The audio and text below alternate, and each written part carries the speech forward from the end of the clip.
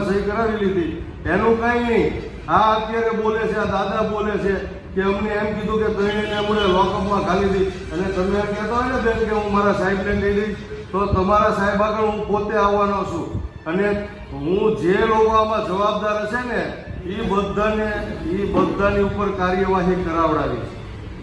હા, બરાબર ને? એટલે તમે એમ નહીં સમજતા કે તમે મને કે પોલીસ તરીકે ધમકાવો. તમે મને કે આ બધાને ધમકાવ્યા એમ મને ધમકાવવાની વાત કરતા હો તો એ ભૂલી જશો.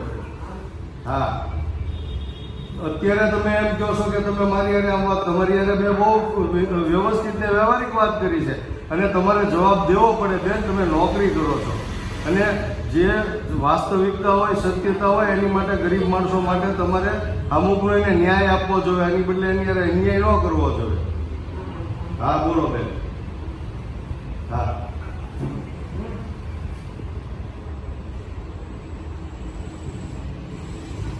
કાંઈ વાંધો નહીં બેન, કાંઈ વાંધો નહીં. રૂબરૂ આવી જઈશ બેન. એવું ન હોય બેન, તમે છે ને લોકોના સેવક છો. પર્સનલી ફોન એટલે બેન લોકોના કામ માટે ને પ્રશ્નો માટે ફોન કરવાય પડે ને તમારે ઉપાડવાય પડે બેન. અડધી રાતે કરવો પડે. હા, ને તમે રેકોર્ડિંગ કરજો. તમે છે ને મારા જેટલા ફોન આવે ને રેકોર્ડિંગ કરજો બેન. અને અમે કઈ છે ને, અમે કોઈ બુટલેગર કે ગુંડા કે મવાલી નથી. અમે સમાજના સેવક છીએ અને સમાજના આગેવાન છીએ. બરાબર? એટલે તમે વધારે જે રીતે વાત કરતા હોય ને એ રીતે મારી હારે તમે વાત ન કરતા, અને તમે મને ધમકાવવાની વાત ન કરતા. બરાબર? તમે ધમકાવવાની જ વાત કરી કે હું મારા સાહેબને કહે, એટલે સાહેબને કહ્યું એટલે હું કાંઈ બુટલેગર છું, હું કાંઈ કોઈ ચોર છું, લૂંટારો છું? અને આ ગરીબ માણસો માટે ન્યાય માટેની તમને અમારે વાત નહીં કરવાની? એની યારે તમારા લોકો તરફથી અન્યાય થયો હોય તો એની તમને રજૂઆત નહીં કરવાની? સાચી વાત તમને નહીં કરવાની? હા, બોલો બેન, બોલો. હાલો, હું સાંભળું છું. હા બેન, આમાં આવડા જે પ્રશ્ન છે ને એમાં તમે હું સેવા કરીને એ બધું ખબર છે. રેકોર્ડિંગ તમારું છે, પાછું મારી પાસે તમારું રેકોર્ડિંગ છે. બરાબર ને? એટલે એમાં કઈ તમે અમને ધમકાવીને કઈ તમે છટકવાની વાત કરતા હશો કે એવું કઈ એમાં નહીં થઈ શકે બેન. હા, થયું જ છે, સ્પષ્ટતા છે ને રેકોર્ડિંગ છે મારી પાસે. હા, આવી જ જાય બેન, આવી જ જાય છે. એમાં તમે બિલકુલ. હા, ના, બરોબર છે. ના, કાંઈ વાંધો નહીં. અને ફોન લઈને એવું લાગશે ને આપણે તમને ફોને થશે, અને તમારે જવાબ દેવો પડશે. હા,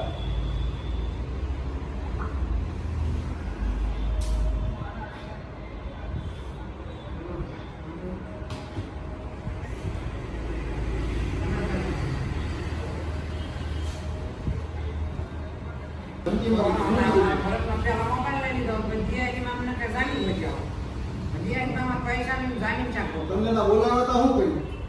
પોલીસ સ્ટેશને શું કહ્યું તમને બોલાવ્યા હતા?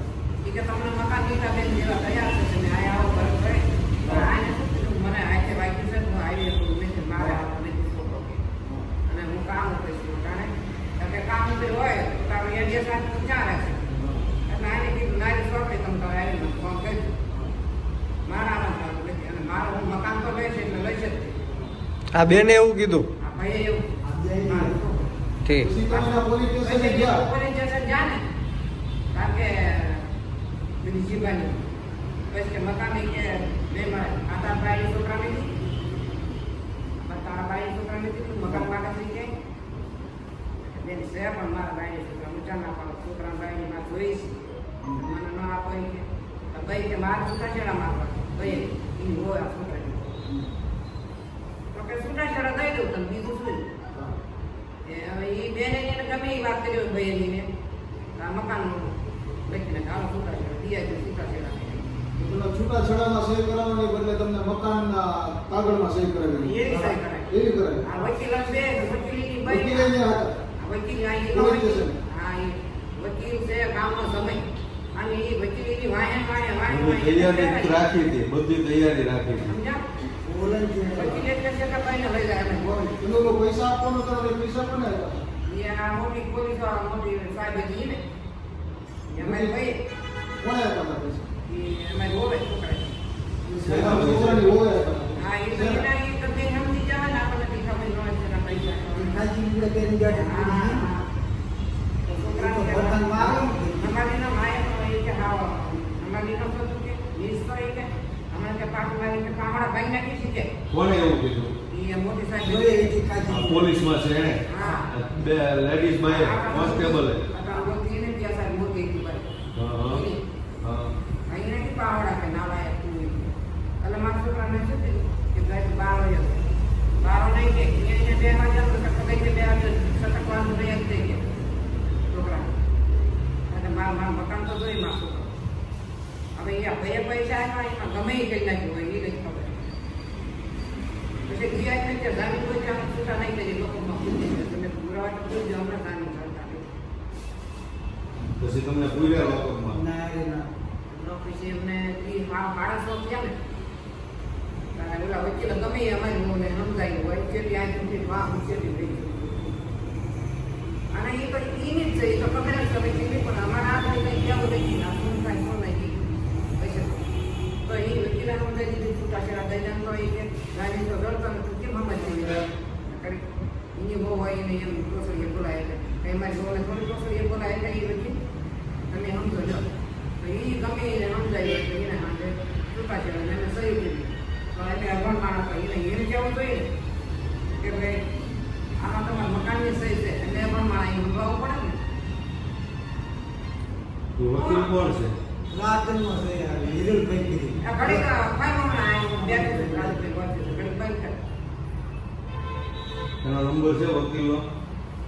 આ ભરત ન હોય તો દે મને એનો વકીલ આ એ ભાઈ ગામનો સમય છે એ કાઢલો કરતો. ટૂંકમાં છૂટાછેડાનું કહીને તમારા મકાનમાં સહી કરાવી લીધી. હા સહી કરાવી દીધી અને ઘરે હોય તો વાંચીને જ પછી તો નામ નામ લઈને કહે કે આ તમને સહી શું કામ કરાવી એ અમને નક્કી કરવાની પણ અમને ખબર ન પડે તો શું કરવાનું અભણ માણસ આ છોકરો એ ભણશે કાંઈ વાંધો નહીં.